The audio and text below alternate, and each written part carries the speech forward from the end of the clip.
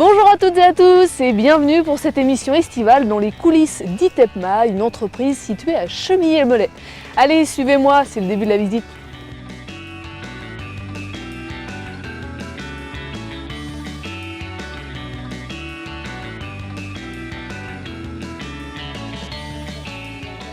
S'il vous plaît, je cherche Monsieur Gaudin. Oui, c'est moi. Ah bon. Enchanté. Bonjour. Élise de TLC. Enchanté également. Je venais vous voir parce que j'ai besoin qu'on m'explique. J'ai fait un petit détour et je suis arrivée à ITEPMA.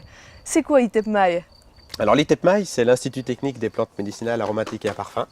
C'est un organisme de recherche national qui travaille sur l'amélioration de ces trois différentes filières. D'accord. Alors on peut rappeler votre fonction ici. Qu'est-ce que vous faites exactement au sein de cette structure? Moi, je suis responsable du service valorisation communication. Donc, je valorise les travaux des chercheurs ici et je diffuse aussi les résultats. Alors, pour qu'on essaie d'être un petit peu simple, est-ce que vous produisez les plantes et vous les commercialisez? Comment ça se passe en fait ici? Alors, on ne commercialise rien. Si ce n'est que du service. En fait, nous sommes au service de la filière. La filière qui est composée au sein de notre association de 50% de producteurs de plantes de santé, beauté, bien-être, on dit aussi, et aussi 50% d'industriels, laboratoires ou de metteurs en marché des produits finis. Alors si vous ne commercialisez pas, qu'est-ce que vous faites exactement? Pourquoi on vous sollicite? Alors, on fait de la recherche agronomique et aussi de transformation pour en fait essayer d'améliorer la qualité des produits destinés à la France. Voilà. D'accord. Alors là, on est au milieu de ce qu'on appelle un tunnel, c'est ça? C'est ça. Ça sert à quoi exactement? Eh bien, on y fait sous ces tunnels des expérimentations en pot. Et là, en l'occurrence, vous avez sous les yeux une expérimentation sur la ciboulette et un ravageur de la ciboulette qui s'appelle le thrips. C'est un insecte qui vit et qui ravage la ciboulette. Et donc, on essaie de trouver des plantes qu'on appelle des plantes de service qui vont héberger le prédateur de cet insecte. Donc la plante jaune. Voilà, donc en ce moment, nous sommes en partenariat avec un lycée agricole du Fresne d'Angers et qui sont en train d'effectuer des comptages en fait, de ces insectes présents sur la plante hôte et qui vont permettre, en fait, ce sont des prédateurs qui vont permettre de supprimer ou de diminuer en tout cas la pression du ravageur. D'accord, donc l'idée c'est que les petites bêtes qui viennent abîmer la ciboulette viennent sur la jaune pour éviter d'aller sur la ciboulette. Pas tout à fait ça. Ce sont que des prédateurs qui vont venir manger la petite bête, des prédateurs qui vont venir sur la plante jaune pour manger les petites bêtes sur la plante verte. D'accord, ok. Et ça, ce système de comptage, ça se fait sur combien de semaines, combien de mois pour avoir un résultat? Alors c'est très long, puisque c'est sur la durée de vie, sur la saison de la plante. Donc on va faire ces comptages pendant plusieurs semaines, voire plusieurs mois. D'accord. Comment ça se passe? On parle de plantes, vous avez les champs là autour avec une production, vous assurez tout, du plant jusqu'à la fin, donc arriver à avoir un extrait? Oui, tout à fait. Alors, en fait, la recherche consiste sur trois domaines.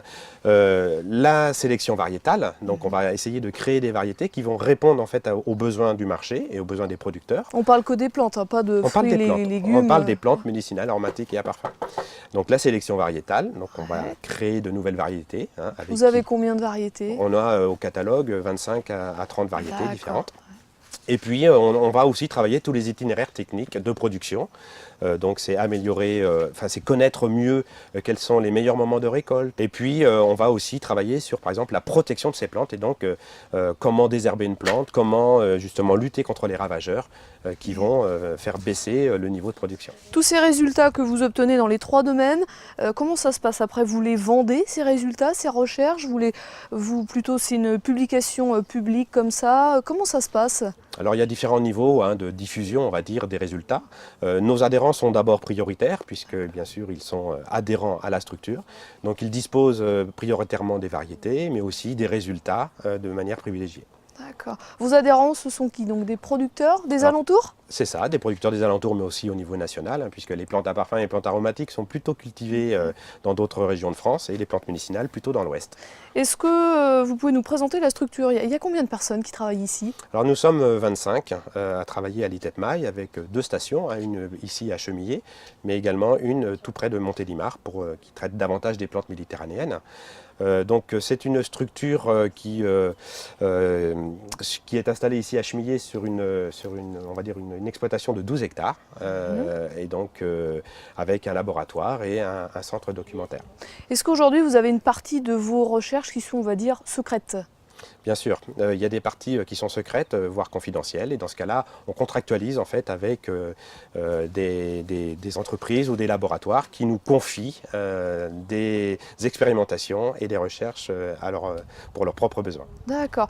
Elles cherchent finalement, beaucoup de vos clients, entre guillemets, cherchent quoi en venant ici, par exemple sur une plante? On cherche la composition de cette plante? C'est quoi Alors il y a différents critères, hein. Ça va être probablement le plus souvent les rendements. Pour être plus compétitif sur le marché international, on va essayer d'avoir des plantes à fort rendement, en principe actif, mais aussi en masse, en volume. Bien sûr les principes actifs, c'est-à-dire une plante qui contienne des principes actifs que le marché demande. D'accord. Et puis, on rappelle les principes actifs? Alors les principes actifs, ce sont les actifs végétaux que contiennent les plantes et qui vont être efficaces, soit en matière de médecine, de beauté ou de parfum. D'accord. Donc, principe actif et le rendement. Donc voilà, c'est ça. Et puis aussi, et de plus en plus, la résistance aux maladies. D'accord. Voilà. Eh ben, je vous remercie. Maintenant, on va aller voir un de vos collègues qui va, lui, nous montrer plus la partie laboratoire. Très bien. Un grand merci. À une prochaine. Merci. Au revoir. Au revoir.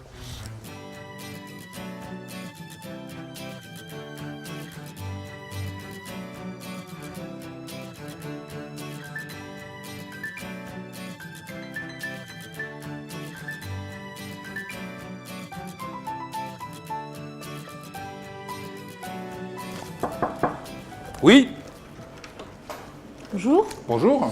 Je cherche le responsable, monsieur Belnaud. Oui, c'est moi.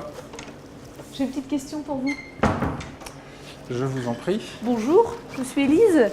Vous êtes Denis Belnaud, c'est ça? C'est ça, oui. Alors, on m'a dit que vous pourriez m'expliquer pourquoi il y avait autant de mélisses dans la région.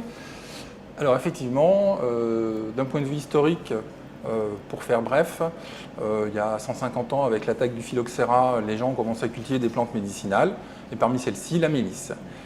Cette mélisse connaît un regain d'intérêt depuis quelques années pour la présence d'une molécule qui s'appelle l'acide rosmarinique, qui est un excellent antioxydant, c'est-à-dire une substance qui va empêcher le vieillissement des cellules, qui va faciliter la conservation de la viande, des sauces, etc. Le lifting.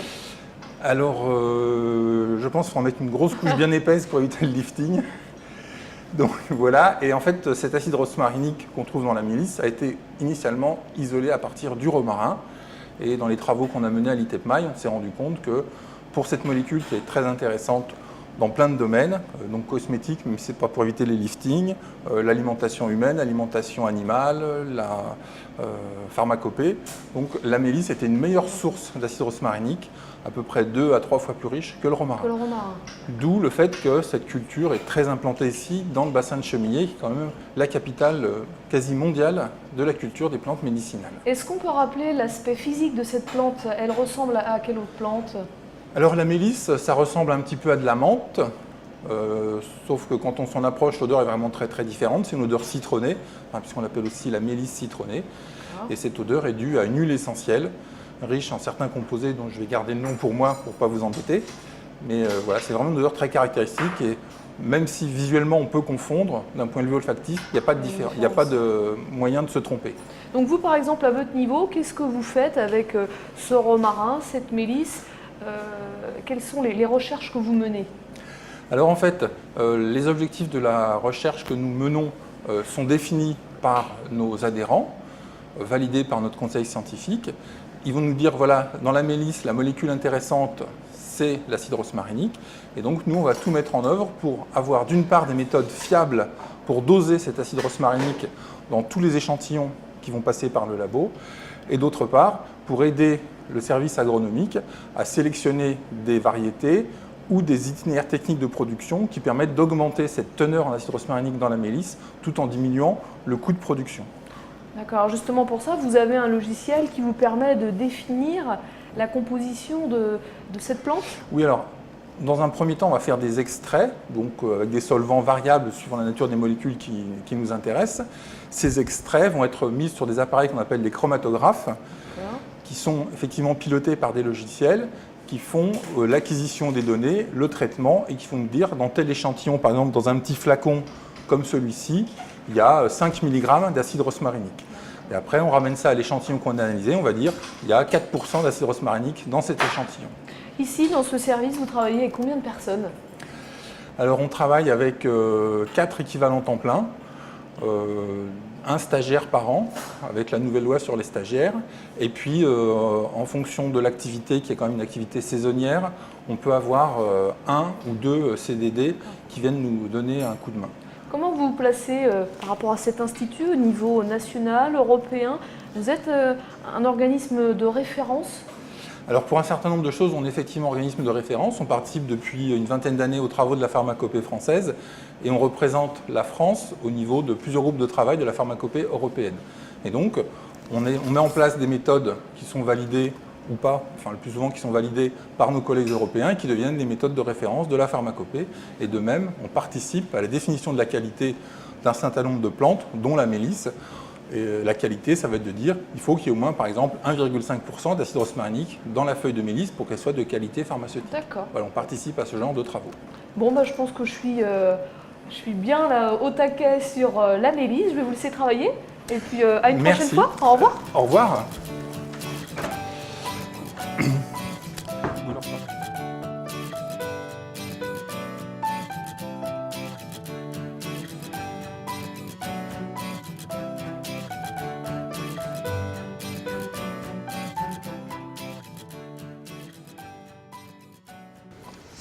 Je comprends pas. J'ai fait tout comme il avait dit. Il n'y a rien qui vient.